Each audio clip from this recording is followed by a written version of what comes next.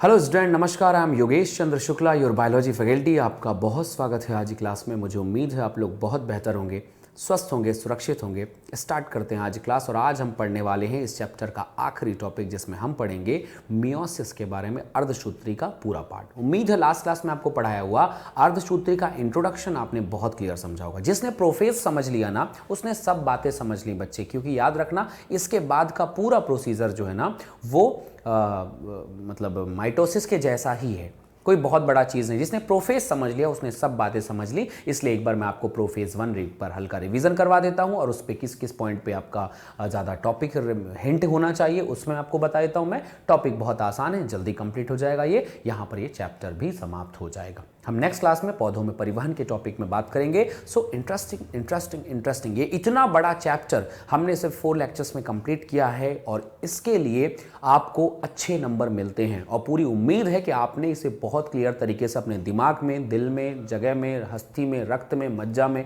हर जगह बैठा लिया होगा।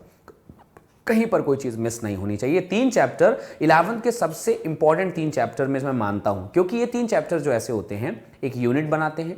नीट में भी इनको बराबर वेटेज दिया गया है, बढ़िया 7 से 8 क्वेश्चन आते हैं, इजी क्वेश्चन आते हैं। यही जो मैं आपको पढ़ा रहा हूं, इन्हीं बातों को ध्यान रख लिए चीजें बन जाएंगी। बच्चे इन्हीं को ही ध्यान नहीं रख पाते।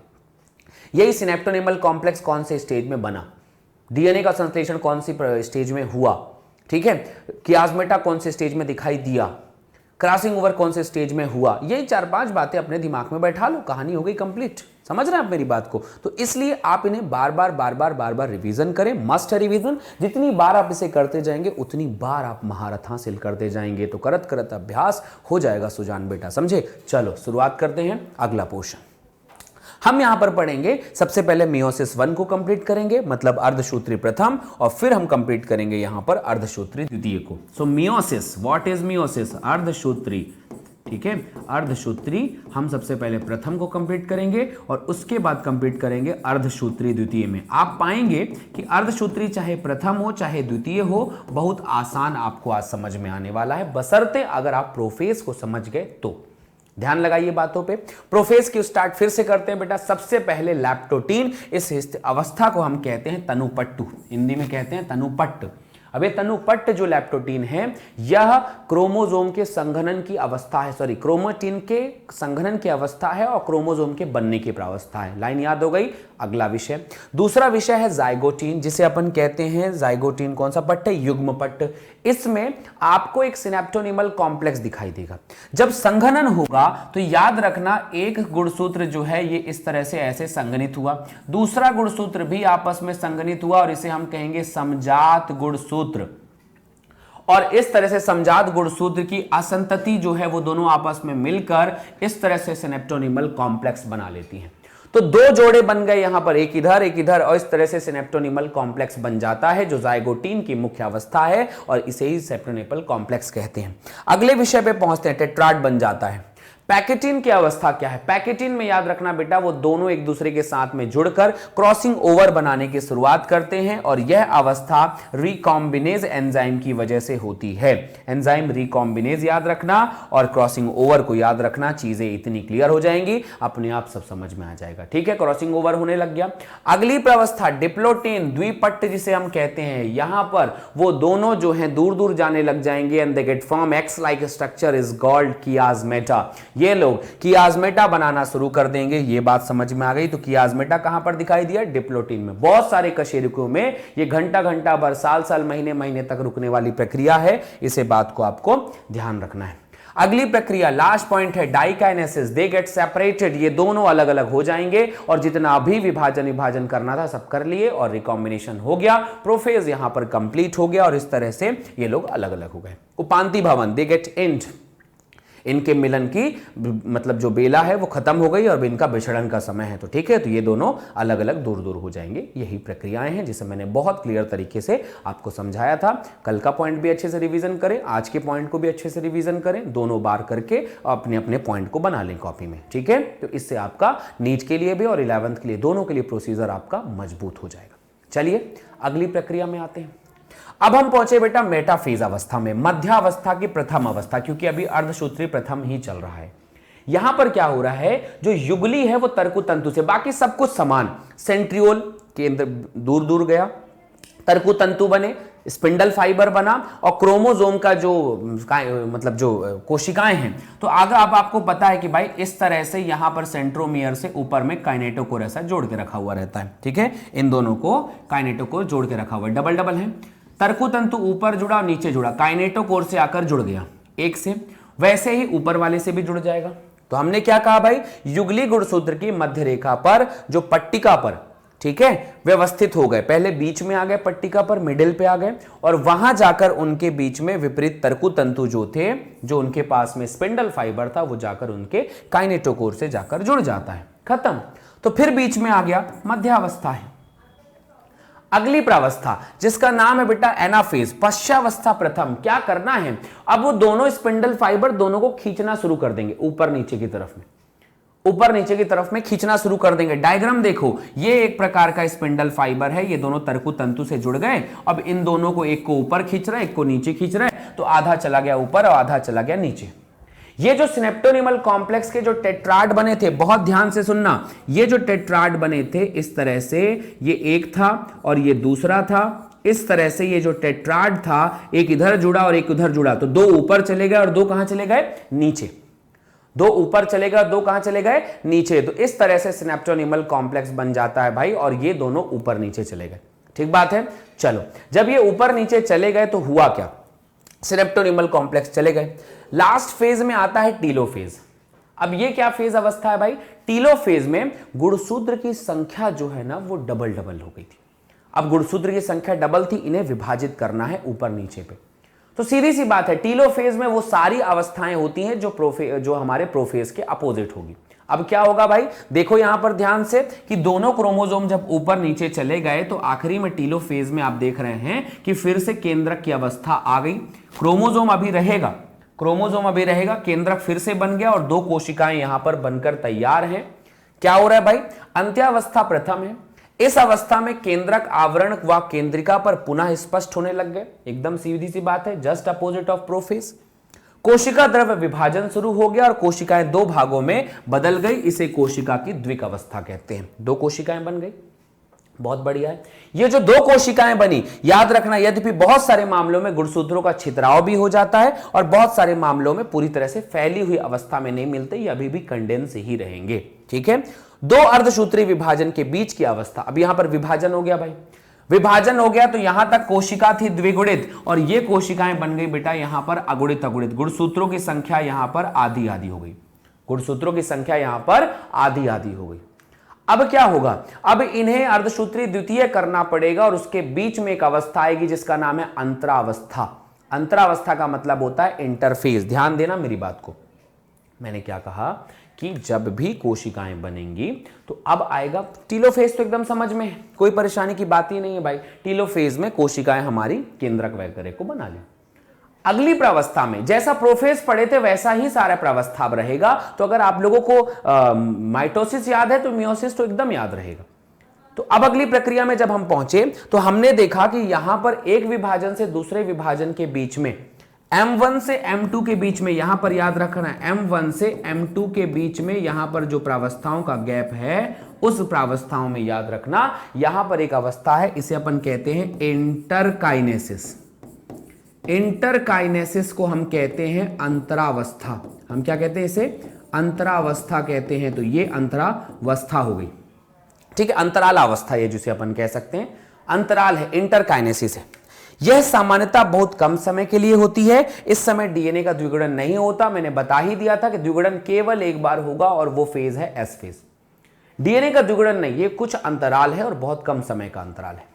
जस्ट तुरंत बाद अब मियोसिस 2 शुरू हो जाएगा और मियोसिस 2 नथिंग, कुछ नहीं है, पूरी तरह से माइटोसिस के जैसा ही है। अब ध्यान से सुनो, अब आया मियोसिस 2, अर्धसूत्री द्वितीय आ गया।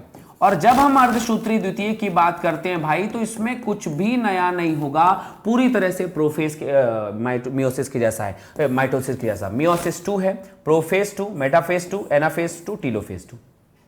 ठीक है, ये 3 फेज है। डायग्राम तो आपको समझ में आ जाएगा क्या हो रहा है, कुछ नहीं। देखो यहां पर सब क्रोमोसोम आ गया बीच में, बीच के बाद उसमें तर्कु तंतु स्पिंडल से मिले, अलग अलग हो गए, और उसके बाद 4 कोशिकाएं, दैट्स ऑल, खत्म। यही 4 लाइन याद रखनी है। मेटाफेज में आ गया बीच में, और एनाफेज में उसमें दूर दूर चला गया, टीलोफेज में अलग हो गए। बस ये 4 लाइन अपन को याद रखनी है, मात्र ये 4 लाइन, और हमारा काम खत्म। ठीक है, तो अर्धसूत्री द्वितीय विभाजन में जब हम देखते हैं तो अर्धसूत्री द्वितीय विभाजन का पहली अवस्था है प्रोफेज सेकेंड। पहली प्रावस्था है प्रोफेज सेकेंड। जब अपन प्रोफेज सेकेंड में आते बच्चे तो बहुत आसानी से याद रखना कि प्रोफेज सेकेंड में होगा क्या। प्रोफेज सेकेंड में फिर से उसका जो केंद्रक है वो रप्चर्ड होगा, सेम टू सेम वैसे ही उसके सारे अंगक चले जाएंगे। अंगक चले जाएंगे, गुणसूत्र संघनित था और ज्यादा संघनित हो जाएगा। ठीक है, यही कॉन्सेप्ट होगा। तो प्रोफेज 1 में क्या, पूर्वावस्था द्वितीय। अर्धसूत्री विभाजन जो द्वितीय है, गुणसूत्र के पूर्ण लंबा होने के पहले व कोशिका द्रव्य के विभाजन के तत्काल बाद हो जाता है। ठीक है, तत्काल बाद कोशिका द्रव्य केंद्रक का विभाजन हो गया, विभाजन के तत्काल बाद प्रारंभ हो गया, तुरंत स्टार्ट हो गया। अर्धसूत्री विभाजन प्रथम के विपरीत अर्धसूत्री विभाजन द्वितीय सामान्य सूत्री विभाजन के समान होता है। क्या लाइन कहा मैंने यहां पर, ये एकदम समान सूत्री विभाजन के समान है। वहां पर गुणसूत्रों की संख्या आधी हो रही थी, वहां पर कॉम्प्लेक्स बन रहा था, यहां पर कुछ नहीं होगा। ये डायरेक्टली गुणसूत्रों की संख्या उतनी की उतनी ही बनाकर रखेगा, बिल्कुल आधा नहीं करेगा।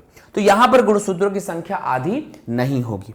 पूर्वावस्था 2 के अंत तक केंद्रक आवरण अदृश्य हो जाएगा, केंद्रक आवरण चला गया, सारे अंगक चले गए, गुणसूत्र पुनः संघनित हो जाते हैं, और यही तो कॉन्सेप्ट है हमारे प्रोफेज 1 का।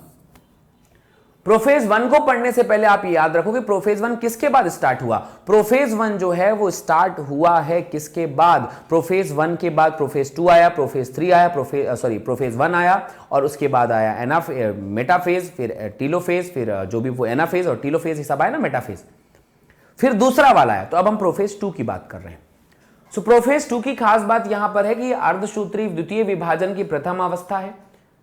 यह डायरेक्टली शुरू हो जाता है तुरंत के तुरंत, और इस प्रावस्था में कहीं पर भी जो है वो पूर्वावस्था 2 के अंत तक आवरण वगैरह नष्ट हो जाता है, अदृश्य हो जाता है, सारे आवरण अदृश्य हो जाएंगे। अर्धसूत्री विभाजन 1 के विपरीत ये पूरी तरह से सूत्री विभाजन मतलब समसूत्री के जैसा ही है, कुछ भी अलग नहीं है। आवरण चला गया, आप देख लो, आवरण चला जाएगा और सब के सब बढ़िया कंडेंस हो जाएंगे, सेंट्रियोल विपरीत दिशा में चला जाएगा, और यहां पर वो लाइन आपको याद रखनी पड़ेगी ना, वो बार बार लिखने की जरूरत नहीं पड़ती है एनसीईआरटी के अकॉर्डिंग। तो सेंट्रियोल विपरीत ध्रुव में चला गया, और यहां पर तर्कु तंतु बन गए। दूसरी प्रावस्था में पहुंचे, अब हम पहुंचते हैं मेटाफेज 2 में। तो जैसे कि समसूत्री में होता था, यहां पर भी वही होगा कि सारे क्रोमोसोम जो है मध्य पटलिका में मेटाफेज की प्लेट में आके बैठ जाएंगे। सो अब यहां पर यह है कि मध्यावस्था की 2 फेज में इस अवस्था में गुणसूत्र मध्यांश पर पंक्तिबद्ध हो जाते हैं, बीच में आकर स्टेज में रुक गए। जब वो बीच में आकर स्टेज में रुक जाएंगे तो विपरीत ध्रुवों की ओर तंतु की जो सूक्ष्म नलिकाएं हैं, माइक्रोट्यूब्यूल्स है, वो आकर उनसे जुड़ जाएगा, और अर्ध गुणसूत्र के लिए काइनेटोकोर से फिर चिपक गए। फिर वही प्रावस्था हुआ कि गुणसूत्र के काइनेटोकोर से आकर फिर चिपक गए, और ये मान लो गुणसूत्र है, अगर आपको मान लेते सबसे पहले पहला तो गुणसूत्र ऐसा आया मान लो, ठीक है, ये थोड़ा सा ऐसा चिपक गया इधर से,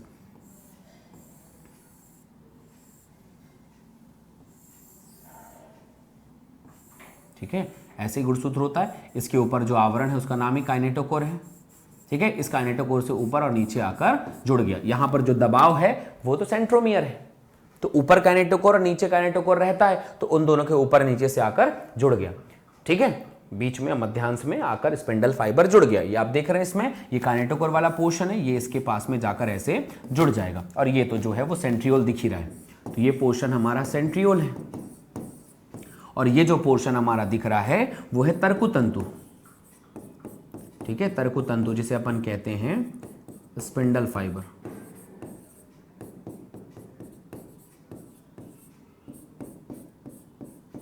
क्या है, स्पिंडल फाइबर, ठीक है। चलो, तो ये विषय को देख लेते हैं, यहां पर स्पिंडल फाइबर हो गया। अगले विषय पे पहुंचते हैं। अब हमारे पास में क्या है, दूसरा फेज आता है एनाफेज 2।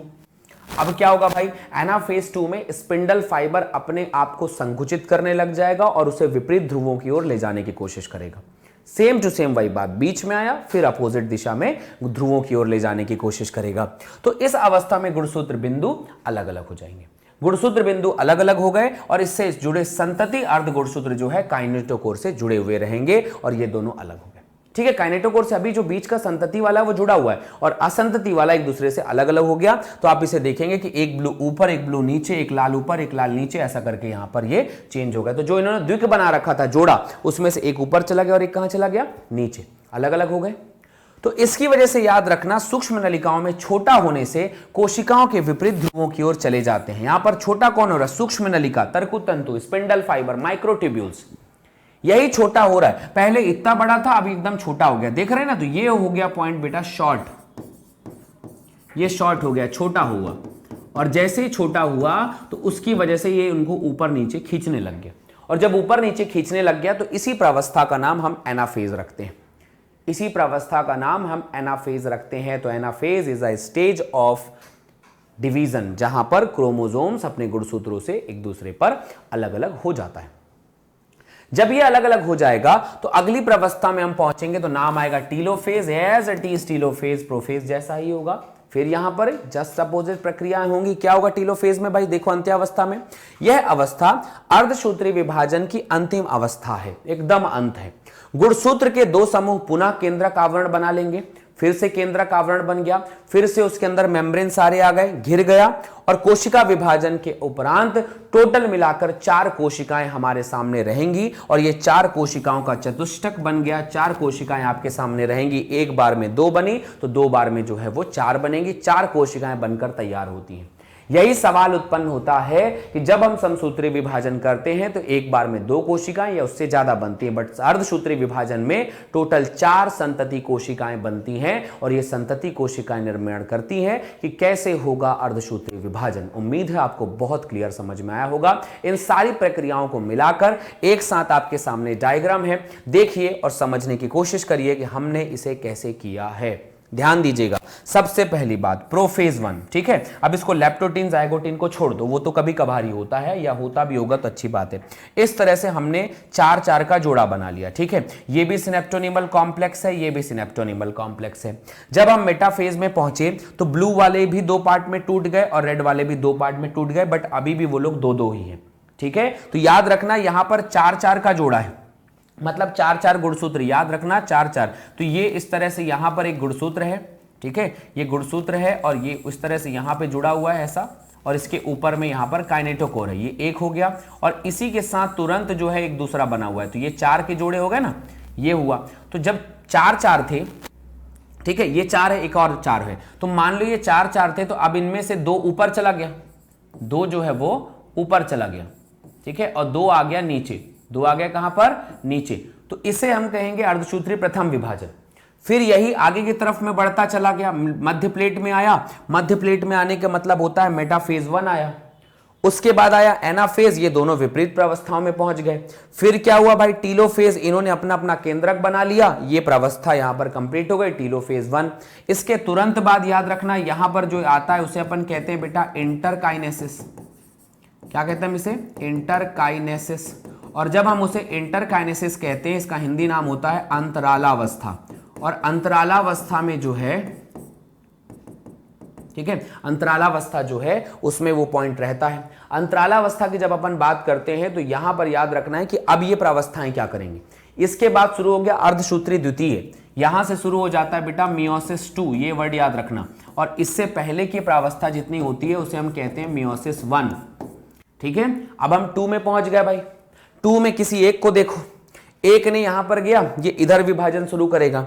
फिर वही बात हुआ, प्रोफेज 2 है, प्रोफेज 2 हुआ मतलब फिर संघनन होगा, फिर उसके पास सेंट्रियोल, फिर ट्यूब्यूल्स बना, ये सब बन गया। मेटाफेज में फिर वो बीच में आया, एनाफेज में फिर वो दो एक दूसरे से अलग अलग हुआ, और टीलोफेज में वो दोनों एक दूसरे से अलग करके टोटल मिलाकर 4 कोशिकाएं बन गई। क्या बन गई बेटा, 4 कोशिकाएं। इस तरह से याद रखना कि ये एक प्रकार की द्विगुणित कोशिका है बेटा, और ये द्विगुणित कोशिका यहां पर द्विगुणित थी, यहां पर भी द्विगुणित थी, परंतु यहां पर आते आते जो है वो अगुणित में कन्वर्ट हो गई। तो अर्धसूत्री प्रथम जब विभाजन होता है ना तो कोशिकाएं अगुणित अगुणित रहती हैं। अब ये जो बात बनेगी, यहां पर भी अगुणित रहेगा, यहां पर भी अगुणित रहेगा, यहां पर भी अगुणित रहेगा, और ये लोग भी अगुणित रहेंगे। तो ये एक विशेष प्रकार की समसूत्री विभाजन अवस्था जैसा ही हुआ।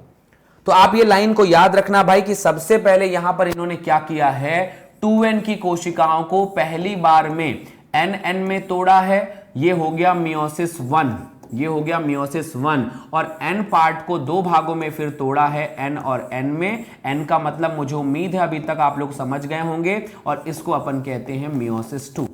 तो अर्धसूत्री प्रथम विभाजन में गुणसूत्रों की संख्या आधी होती है, और अर्धसूत्री द्वितीय विभाजन में गुणसूत्रों की संख्या समान बनी रहती है। यही की कॉन्सेप्ट याद रखेंगे यहां पर कि ये यहां से यहां तक का जो विभाजन है, m और n को आप लोग समझिए भाई। n मतलब गुणसूत्र के जोड़ों की संख्या बता रहा हूं मैं। अगर कोई जोड़े में है तो द्विगुणित है, अगर अगुणित मतलब जोड़े में नहीं है तो वो अगुणित है। 3 के जोड़े में है त्रिगुणित है, 4 का जोड़ा बना रखा है चौगुणित है, तो 4n 2n ऐसा लिखते हैं। तो मान लो मेरे पास में 23 जोड़े गुणसूत्र हैं तो 2n है, तो जो स्पर्म बनेगा वो भाई 23 क्रोमोसोम का बना हुआ रहेगा, तो वो अगुणित हो जाएगा। 23 नीचे 23 ऊपर चले गए, तो 23 का जो जोड़ा है वो अलग हो गया भाई, 23 नीचे और 23 ऊपर। अब इसके बाद क्या हुआ कि अगर इसके पास 23 क्रोमोसोम है तो ये दोनों भी 23 वाले ही रहेंगे, तो गुणसूत्रों की संख्या बराबर ही हुई ना, आधा नहीं हुआ ना। तो इसलिए इसे अपन कहते हैं अर्धसूत्री द्वितीय विभाजन, जो पूरी तरह से समसूत्री के समान ही रहता है। इस तरह से लगभग पूरा विभाजन हमारे नजर में कंप्लीट हो गया। उम्मीद है आप लोगों को बहुत क्लियर समझ में आया होगा, कहीं पर भी कोई दिक्कत नहीं होगी कि अर्धसूत्री विभाजन क्या है, क्यों है, कैसे है, क्या क्या रीजन इसके पीछे होते हैं और क्या क्या परेशानियां होती हैं, कहीं पर भी कोई दिक्कत नहीं होनी चाहिए। ठीक है, अर्धसूत्री विभाजन हमारा यहां पर कंप्लीट हो गया। आइए सिग्निफिकेंस पढ़ लेते हैं, फिर इसके एक रिवीजन कर लेंगे फटाफट। सिग्निफिकेंस ऑफ मियोसिस, सिग्निफिकेंस का मतलब होता है मियोसिस का महत्व, मतलब अर्धसूत्री विभाजन का महत्व बताओ, क्या महत्व है अर्धसूत्री विभाजन का? अर्धसूत्री विभाजन का महत्व, ठीक है, अर्धसूत्री विभाजन का महत्व कैसे निकलेगा?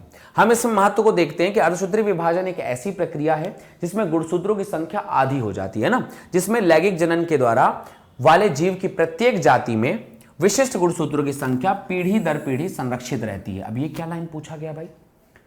पीढ़ी दर पीढ़ी संरक्षित रहती है, कहने का मतलब यह है कि इस विभाजन के द्वारा मान लो हमारे पास में 23 जोड़े गुणसूत्र थे, इन्हीं में से एग्जाम्पल के लिए मान लो ये द्विगुणित था, ठीक है, इसने आधा गुणसूत्र कर दिया, इधर इधर भेज दिया आधा आधा।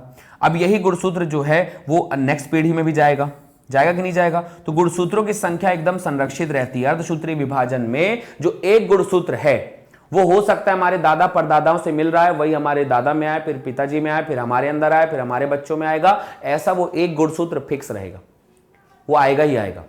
दूसरी बात नजर आती है यहां पर विरोधाभासी प्रक्रिया के परिणाम स्वरूप गुणसूत्रों की संख्या आधी हो जाती है। गुणसूत्रों की संख्या आधी भी इस प्रक्रिया में हो जाती है, यह भी एक इंपॉर्टेंट बात है। इसके द्वारा जीवधारियों की जनसंख्या एक पीढ़ी और दूसरी पीढ़ी में, याद रखना, आनुवांशिक विभिन्नताएं बढ़ती भी जाती हैं। इन्हीं के कारण क्या होता है, अब एकदम समझो एक बात को, जैसे मान लो ये जो है, मान लो स्पर्म बनाया इसने, ठीक है, ये स्पर्म बनाया, ये स्पर्म की कोशिका है, और यहां पर द्विगुणित जो है वो माता है, तो वो भी उसने बनाया n और n, ऐसा करते करते मान लो इस तरह से यहां पर एक n बनाया जिसका नाम है ओवा। अब ये स्पर्म है, ये ओवा दोनों मिलेंगे, तो इसकी वजह से आधा लक्षण पिताजी का, आधा लक्षण माताजी का, विभिन्नता आएगी कि नहीं आएगी? भाई अगर मान लो कोई एक ही इंसान से बन रहा है तो उसमें समानता रहती है, एक ही गुणसूत्र से बन रहा है तो समानता है, लेकिन वो नए प्रकार की माता से और नए प्रकार के गुणसूत्र से मिल रहा है, इस याद रखना कि नए प्रकार के गुणसूत्र के मिलने की वजह से यहां पर क्या बनता है, यहां पर जो बनेगा वो होगा यहां पर क्या बोल सकते हैं उसे, कि विभिन्नताएं आती हैं, चेंजेस आते हैं, विभिन्नताएं यहां पर होंगी, विभिन्नताएं आने लग जाती हैं, चेंजेस आने लग जाते हैं, और ये बदलाव ही जो है वो लैंगिक जनन का मुख्य रूप है। आपको पता है समसूत्री विभाजन से अगर कोई विभाजन हो रहा है तो उसकी गुणसूत्र और उससे होने वाले संतति दोनों एकदम समान रहेंगे, एकदम A to Z same to same रहेंगे, समान रहेंगे। परंतु अगर मान लो हम देखते हैं मियोसिस में, तो गुणसूत्रों की संख्या जो आधी होगी और इसके बाद जो विभाजन होगा और इसके बाद जो संतति बनेंगे वो जो है एज इट इज सेम नहीं रहते। तो समानता और विषमानताएं दोनों में रहती हैं, ये बात हमें याद रहनी चाहिए, ठीक है। समानताएं और विषमानताएं रहती हैं, समानताएं आएंगी समसूत्री विभाजन में और अर्धसूत्री विभाजन में अलग अलग जो है वो अलग अलग प्रकार का गुणसूत्र बनेगा, क्योंकि वो आधा हो जाता है। उम्मीद है आप इस बात को बिल्कुल समझ पाए होंगे कि समसूत्री अर्धसूत्री विभाजन कैसे काम करता है। ठीक है। बहुत सारे बच्चों को ये कंफ्यूजन होता है कि जब अर्धसूत्री प्रथम विभाजन हुआ तो गुणसूत्र की संख्या आधी हुई, और जब द्वितीय हुआ तो गुणसूत्र की संख्या आधी क्यों नहीं हुई?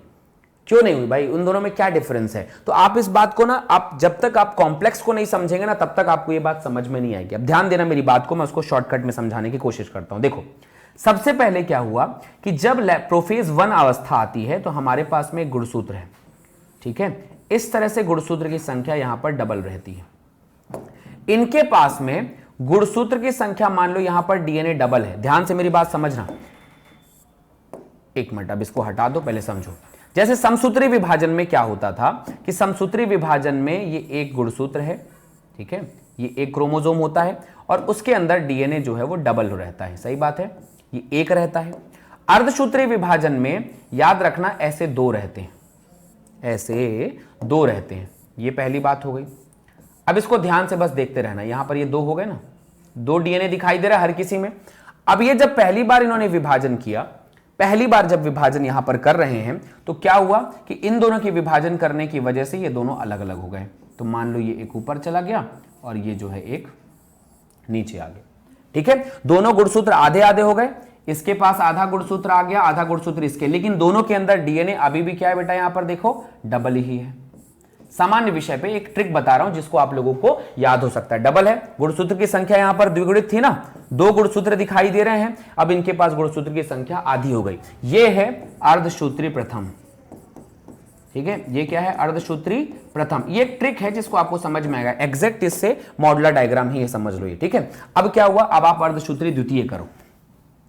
अर्धसूत्री द्वितीय करोगे तो ये दोनों अगुणित हैं, भले गुणसूत्र अगुणित है लेकिन डीएनए तो डबल है ना, तो डीएनए डबल है तो ये लोग क्या करेंगे, अब भाई यहां पर अब इन दोनों को अलग करेंगे। अब इन दोनों को अलग करेंगे तो एक गुणसूत्र बना, दूसरा गुणसूत्र बना, तीसरा गुणसूत्र बना और चौथा गुणसूत्र बना। क्यों गुणसूत्र बना? क्योंकि भाई सबके पास जो डीएनए था ना, अब वो डीएनए अलग हुआ, तो इसके पास एक डीएनए, इसके पास एक डीएनए, इसके पास एक डीएनए, इसके पास डीएनए। गुणसूत्र की संख्या कुछ हुआ क्या, अगुणित था, यहां पर भी अगुणित ही रहेगा, ये भी अगुणित ही रहेगा, ये भी अगुणित ही रहेगा, ये भी अगुणित रहेगा, लेकिन इसके पास डीएनए की संख्या डबल थी और इसके पास डीएनए की संख्या आधी हो गई।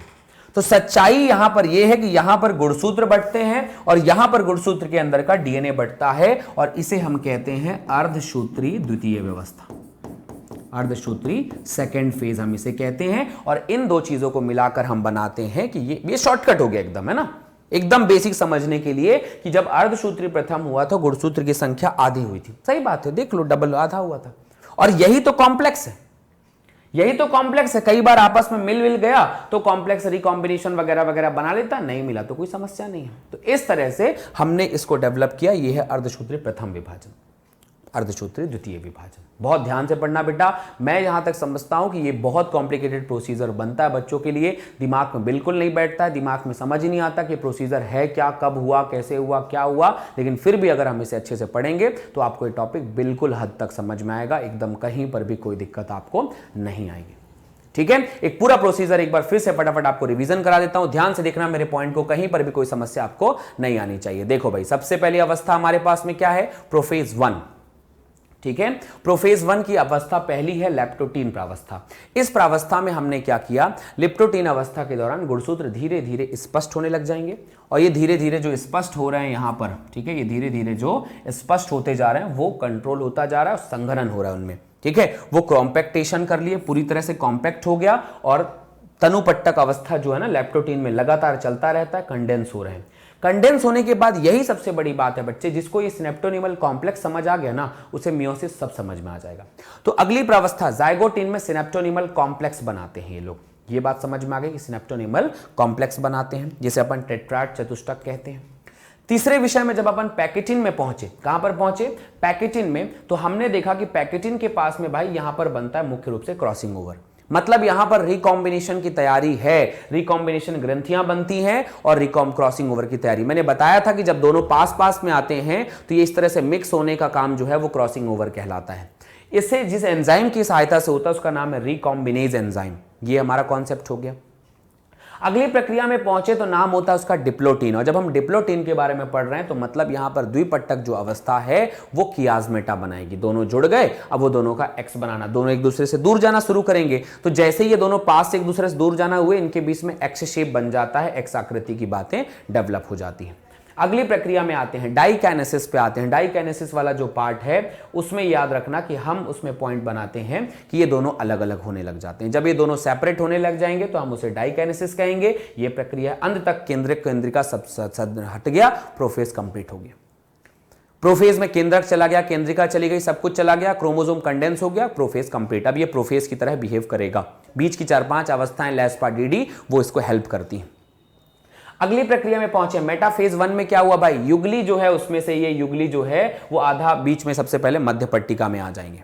ठीक है, मध्य पट्टिका में आने के बाद पश्चावस्था में सेंट्रियोल बन जाएगा, तर्कुतंतु उसे अपोजिट दिशा में ले जाने की कोशिश करेंगे, तो 2 ऊपर 2 नीचे, 2 ऊपर 2 नीचे, तो ये सिनेप्टोनीमल कॉम्प्लेक्स टूट गया यहां पर, और ये 2 ऊपर चलेगा, 2 कहां चला गया, नीचे। कौन सी अवस्था है, एनाफेज। सबसे अंत में टीलोफेज। टीलोफेज में क्या हुआ, आधा गुणसूत्र ऊपर चला गया, आधा गुणसूत्र नीचे। ठीक है, और इस तरह से अगुणित 2 कोशिकाओं का निर्माण हो गया, ये हो गया हमारा टीलोफेज। आसान है। फिर आया हम लोग मियोसिस 2 में भाई, तो हमने एक बात समझी कि मियोसिस 1 अर्धसूत्री प्रथम और अर्धसूत्री द्वितीय के बीच में यहां पर अंतरालावस्था होती है, इंटरकाइनेसिस है। कोई नया डीएनए नहीं बनता, ये लाइन बहुत इंपॉर्टेंट है, कई बार नीट में पूछा जा चुका है कि क्या अर्धसूत्री 1 और द्वितीय के बीच में डीएनए का डबल होना बनता है? नहीं भाई, वो उतने में ही काम चल जाता है, डीएनए को डबल करने की कोई आवश्यकता नहीं है। तो ये याद रखना कि इसके बीच में अंतराला अवस्था होती है। अब मियोसिस 2 भी 4 प्रावस्थाओं से बना हुआ है भाई, कि prophase 1, prophase 2, metaphase 2, anaphase 2, telophase 2।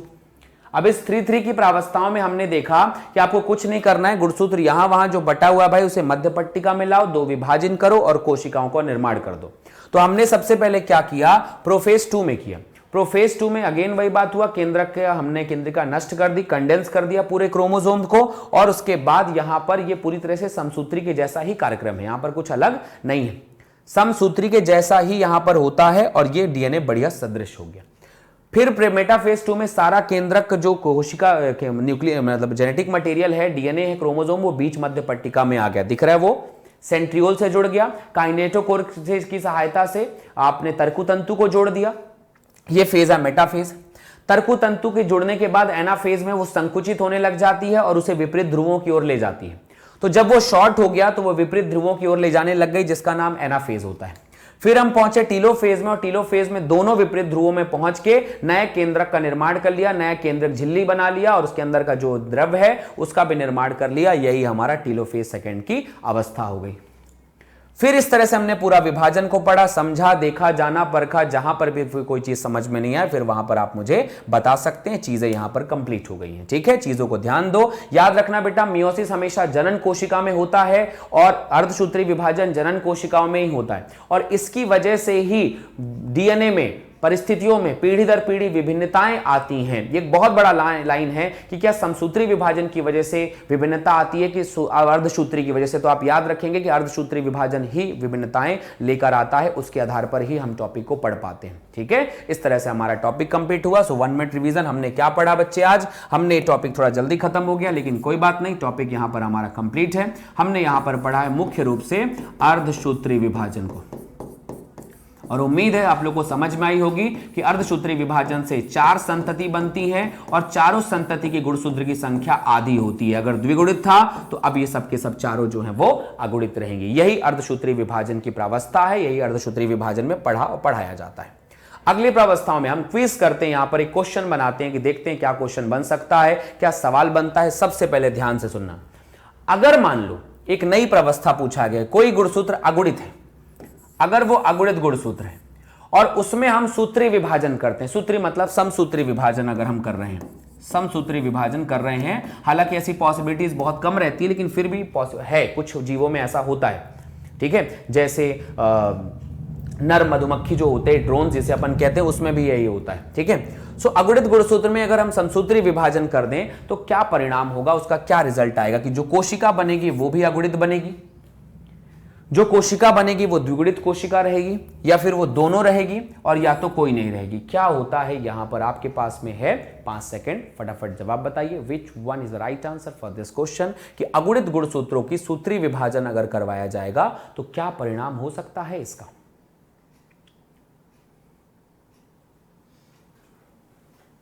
क्या परिणाम इसका हो सकता है।